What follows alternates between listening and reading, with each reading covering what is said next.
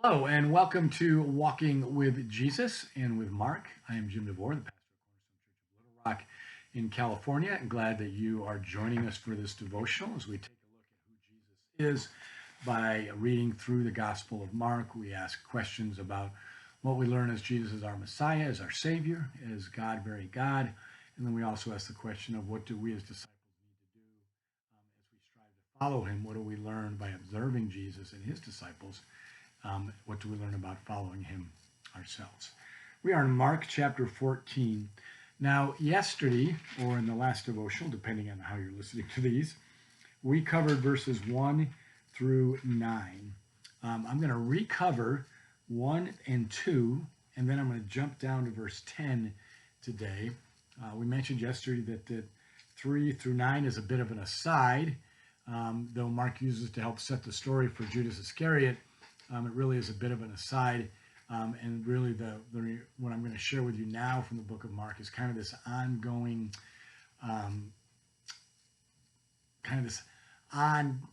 presentation of Mark of the betrayal of Judas to Jesus, and so let's kind of watch this as we go. Mark chapter 14, verse 1. It was now 2 days before the Passover and the feast of unleavened bread. And the chief priests and the scribes were seeking how to arrest him by stealth and kill him. For they said, not during the feast, lest there be any uproar from the people.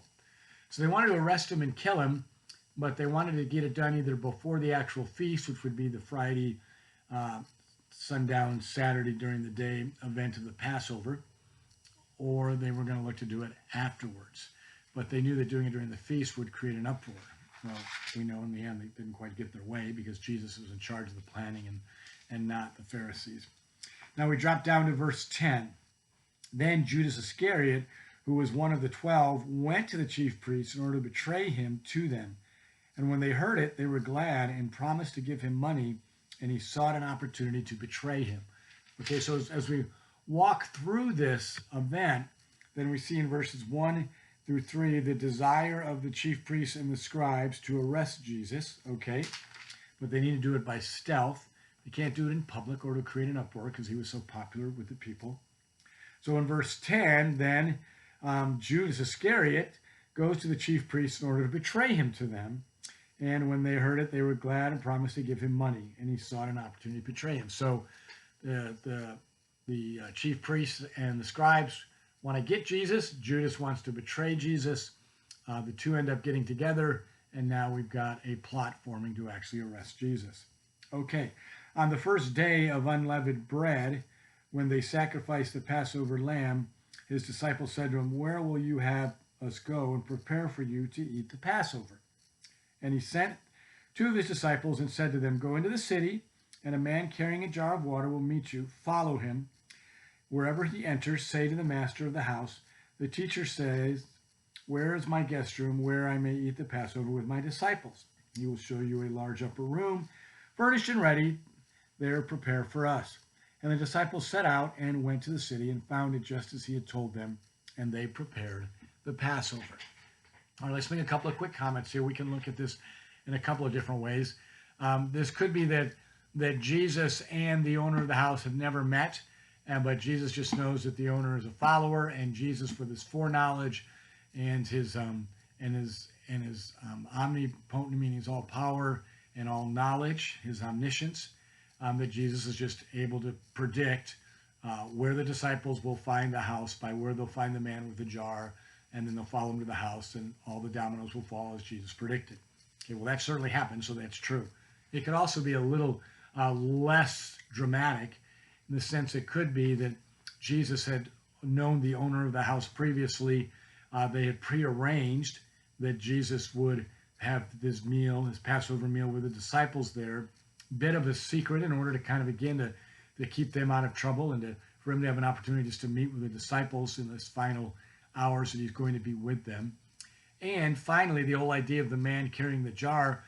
Some have said, that most of the time it was women who were carrying jars of water, and so to find a man carrying a jar of water would have been unique, and so he would have stood out in the crowd, and the disciples would just merely have followed him, and immediately the man carrying the jar of water and the owner of the house would have recognized the disciples of Jesus and would have said, yes, we've prearranged this. Let's go ahead with this. So either way, Jesus is in control. He set up a place, and the disciples have found it, and now they're going to set up for the Passover. So this is probably Thursday to Friday, okay? And they're getting ready and preparing for the Passover meal, which is going to take place. Okay, all right. It was evening, verse 17. It was evening, he came with the 12, and they were reclining at the table and eating. Jesus said, "Truly I say to you, one of you will betray me, one who is eating with me." They began to be sorrowful and say to him, one after another, "Is it I?" He said to them, "It is one of the 12 who is dipping bread into the dish with me. For the Son of Man goes, it is written of him, but woe to that man by whom the Son of Man is betrayed. It would have been better for that man if he had never been born." Okay, so let's play our tracking game. Okay, Mark 14, 1 and 2. The chief priests and the scribes want to arrest Jesus quietly. Verse 10, Judas wants to betray Jesus, so he goes to the chief priests and the scribes. The two of them put together a plan where Judas is now going to look for an opportunity for Jesus to be arrested. And they all think they're being stealthy and secretive, and no one knows what's going on. And yet in verse 17, make that verse 18, as they were reclining at the table and eating, Jesus said, "Truly I say to you, one of you will betray me, one who is eating with me." That must have caused Judas to be startled. Like, how'd you figure this out? How do you know that? Who's been talking to you? How do you know that? So it's not really as hidden and stealthy as the chief priests or Judas think it is. And so the disciples immediately ask, "Well, who is it?" And he says, "It's one of the 12 who is dipping the bread into the dish with me. Where the Son of Man goes, it is written of him, but woe to that man by whom the Son of Man is betrayed. It would have been better for that man had not been born at all." Now, when we go to John chapter 12, we get the details of this a little bit better. And John gives us the details of what actually happens immediately after this. It's actually John chapter 13. Jesus answers the disciple who says to him, "Lord, who is it?" Jesus answered, "It is he to whom I will give this morsel of bread when I have dipped it." So when he had dipped the morsel, he gave it to Judas, the son of Simon Iscariot. Then after he had taken the morsel, Satan entered into him. Jesus said to him, to Judas, "What you are going to do quickly." No one at the table knew why he said this to him. Some thought that because Judas had the money bag, Jesus was telling him, "Buy what we need for the feast," or that he should give something to the poor. So after receiving the morsel of bread, he immediately went out, and it was night. Okay? Mark doesn't go into all those details. He simply says that in verse 20, back in Mark chapter 14, "It is one of the 12, one who is dipping bread into the dish with me." And so he literally then it's identified as Judas Iscariot. And so we've got this story set up. We've got it prepared to go. And we've got Mark going through the process of Jesus sharing exactly what he did when he identified Judas. Okay?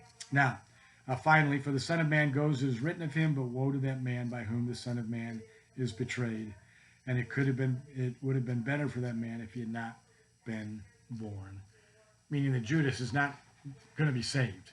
He's not going to come to the Lord later and change his mind. In fact, when Judas later on throws the money down, he's not repenting.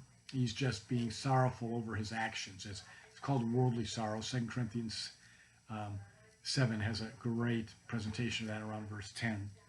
But anyways, that's kind of our look for today of Judas being set up and thinking he's being secretive and thinking he's being stealthy, but instead completely in the view of the omniscient, the all-knowing Jesus Christ. And so what do we learn today? We learned that our Messiah and our Savior is all-knowing, and he has the power to know exactly what's going on, and that he is also still in control, so he's omnipotent of the situation. The betrayal and the arrest are not unknown to him. In fact, he actually helps set it up by the way he ushers Judas on out the door. What do we as disciples learn in this process? Very simply that Jesus is to be recognized for who he is, God, very God, who is omniscient, who is omnipotent, who is the Lord, and deserves our humility and our service and our honor and even our fear in the form of respect and understanding of who we are dealing with. Nothing is hidden from the Lord. That's good news and bad news. Bad news, if you're trying to hide something bad from the Lord, guess what? It's not hidden. Good news is even your own concerns, your own fears, your own hurts, your own sorrows, your own insecurities, they're not hidden from the Lord either.